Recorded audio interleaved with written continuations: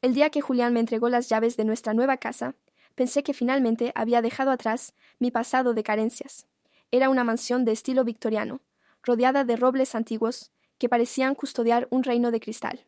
Te mereces el mundo, Elena, me dijo mientras me cargaba en brazos para cruzar el umbral. Sus ojos brillaban con una intensidad que en ese momento confundí con amor puro, pero que hoy, viéndolo en retrospectiva, era el brillo del triunfo de un cazador. Julián es un hombre poderoso, un arquitecto que no solo construye edificios, sino que diseña realidades. Durante los primeros meses, la casa era un paraíso. Pasillos de mármol, ventanales que dejaban entrar una luz dorada, y un silencio que me arrullaba cada noche. Sin embargo, había una regla, una única condición que Julián repitió con una sonrisa suave pero firme desde el primer día. El sótano estaba fuera de mis límites. Según él, los cimientos eran viejos y peligrosos, y estaba trabajando personalmente en una remodelación secreta para darme una sorpresa en nuestro primer aniversario. Yo le creí. ¿Por qué no lo haría? Él me había rescatado de una vida de deudas y soledad. Pero el paraíso empezó a agrietarse hace 3 noches. Julián tuvo que viajar a la capital por negocios, o eso fue lo que me dijo. Me quedé sola en esa inmensidad de 3 pisos, disfrutando de una copa de vino frente a la chimenea. El silencio, que antes era paz, se convirtió en algo pesado, casi sólido. Fue entonces cuando escuché el primer golpe. No fue un crujido de la madera por el frío, ni el viento golpeando las ramas. Fue un golpe rítmico, metálico y desesperado, que venía directamente desde debajo de mis pies. Dejé la copa en la mesa, sintiendo cómo un escalofrío me recorría la columna. Me acerqué a la puerta del sótano, esa que siempre tenía un candado pesado y moderno, que desentonaba con la estética de la casa. Apoyé el oído contra la madera fría, y lo que escuché me detuvo el corazón. Una voz de mujer, apenas un susurro quebrado, que repetía mi nombre entre sollozos. Sientes que el aire desaparece de tus pulmones cuando escuchas tu nombre desde la oscuridad. No es posible. Nadie excepto Julián y yo sabe que estoy aquí. Mi primer instinto fue correr, salir de la casa y no mirar atrás, pero mis pies estaban clavados al suelo. ¿Y si alguien estaba herido? ¿Y si Julián no me estaba protegiendo de la casa, sino que estaba ocultando algo imperdonable? Pasé la noche en vela, sentada en la escalera con un cuchillo de cocina en la mano, vigilando esa puerta maldita. Cuando el sol finalmente salió, Julián regresó. Entró por la puerta principal radiante, con un ramo de orquídeas blancas y esa sonrisa perfecta que ahora me resultaba aterradora. Me besó en la frente y notó mi palidez. «Estás agotada, amor. Esta casa es demasiado grande para ti sola», dijo mientras acariciaba mi mejilla. Por un segundo, sus dedos se apretaron un poco más de lo normal, como si estuviera midiendo mi miedo. Durante el día, traté de actuar con normalidad, pero mi mente solo podía pensar en la voz. ¿Quién era ella? ¿Cómo sabía quién era yo? Aproveché que Julián entró a ducharse para revisar su despacho. Buscaba una llave, un código, cualquier cosa que abriera ese candado. Entre planos y contratos, encontré un sobre oculto en el fondo de un cajón bajo llave. Dentro no había documentos bancarios, sino fotografías. Eran fotos mías, pero no fotos que él me hubiera tomado. Eran fotos de hace años, de cuando yo era una estudiante universitaria, de cuando trabajaba en la cafetería, incluso fotos de mi infancia, que ni siquiera yo conservaba. Él me había estado siguiendo mucho antes de conocernos. Él no me eligió por amor. Me seleccionó como se elige una pieza de colección. Justo cuando iba a guardar el sobre, escuché sus pasos detrás de mí. Julián estaba en el marco de la puerta, con el torso desnudo y el cabello húmedo, mirándome con una calma que me heló la sangre. ¿Buscabas algo, Elena?, preguntó con una voz tan suave que parecía un susurro de muerte. En su mano derecha jugueteaba con una llave pequeña y oxidada que nunca antes le había visto. Tragué saliva, sintiendo que el sobre en mis manos pesaba toneladas. Solo buscaba un cargador. Mentí, aunque mis manos temblorosas me delataban. Julián caminó hacia mí con una lentitud calculada, cerrando el espacio hasta que pude oler su perfume, ese aroma a madera y éxito que ahora me asfixiaba. No me quitó el sobre. En lugar de eso, rodeó mi cintura y me atrajo hacia él, obligándome a mirarlo. «Elena, te lo advertí», murmuró, rozando mi oreja con sus labios. «Hay secretos que se mantienen ocultos para que el amor pueda sobrevivir. No arruines lo que hemos construido». Me quitó el sobre con una delicadeza escalofriante y lo guardó de nuevo, besando mi frente como si yo fuera una niña desobediente. Esa noche, el silencio de la cena fue absoluto. Julián actuaba como si nada hubiera pasado, sirviendo el vino y cortando la carne con una precisión quirúrgica, pero yo no podía dejar de mirar la llave que colgaba de su cuello. oculta bajo su camisa. Esperé a que el somnífero que vertí en su copa hiciera efecto. Fue un riesgo enorme, pero necesitaba respuestas. Cuando sus ronquidos rítmicos llenaron la habitación, me acerqué a él. Con dedos temblorosos, desabroché la cadena y obtuve la llave. Crucé el pasillo oscuro, cada crujido de la madera sonando como un disparo en mis oídos, hasta llegar a la puerta del sótano. El candado se dio con un chasquido metálico que me hizo saltar. Bajé los escalones de piedra, sintiendo cómo el aire se volvía cada vez más frío y húmedo.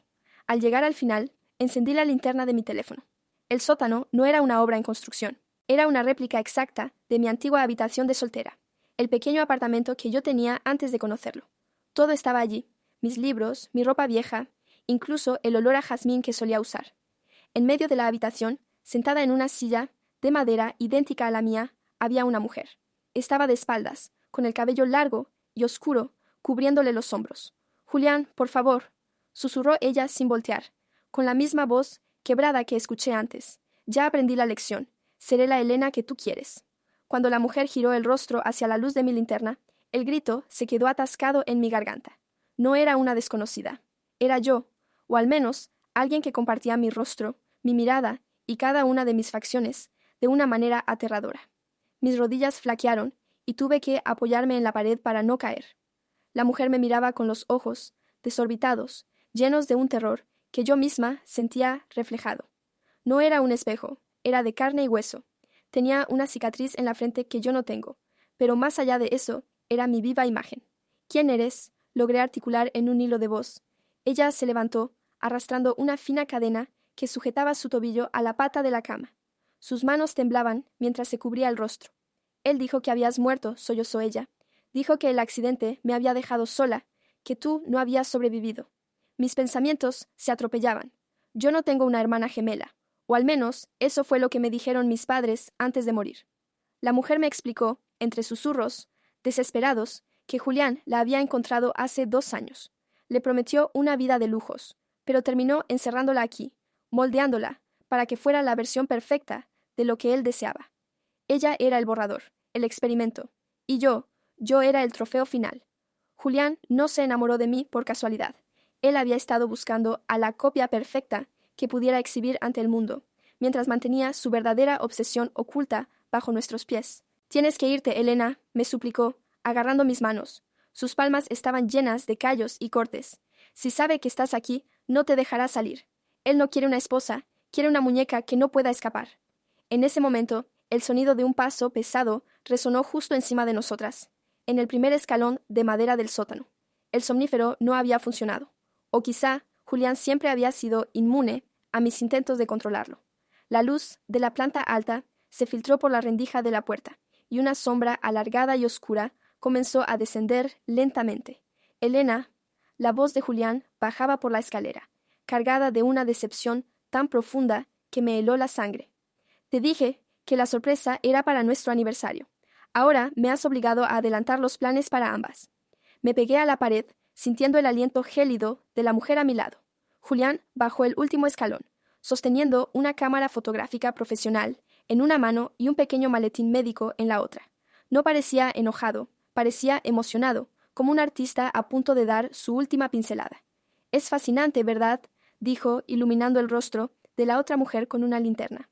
Ella fue mi primer intento, pero siempre tuvo ese espíritu rebelde que no pude romper. En cambio tú, Elena, eres perfecta. Eres dócil, eres pura, o lo eras hasta que decidiste bajar aquí. Intenté correr hacia la salida, pero él fue más rápido. Me tomó del brazo con una fuerza que nunca le había conocido y me arrojó sobre la cama, junto a mi doble. El pánico me nubló la vista, pero fue entonces cuando me fijé en un detalle que Julián había pasado por alto. Mi gemela no me miraba con miedo, sino con una determinación feroz. Mientras Julián abría su maletín y extraía una jeringa, ella metió la mano bajo la almohada y sacó el cuchillo de cocina que yo misma había dejado caer al suelo minutos antes. Todo pasó en un segundo. Ella se lanzó sobre él con un grito desgarrador, clavando el metal en el hombro de Julián. Él rugió de dolor, soltando la jeringa que se rompió contra el suelo de piedra. «¡Corre!», me gritó ella mientras forcejeaba con él. No lo dudé. Subí las escaleras tropezando, sintiendo los latidos de mi corazón en la garganta, y cerré la puerta del sótano con el candado por fuera. Salí de la mansión bajo la lluvia, corriendo hasta llegar a la carretera, donde una patrulla me encontró horas después.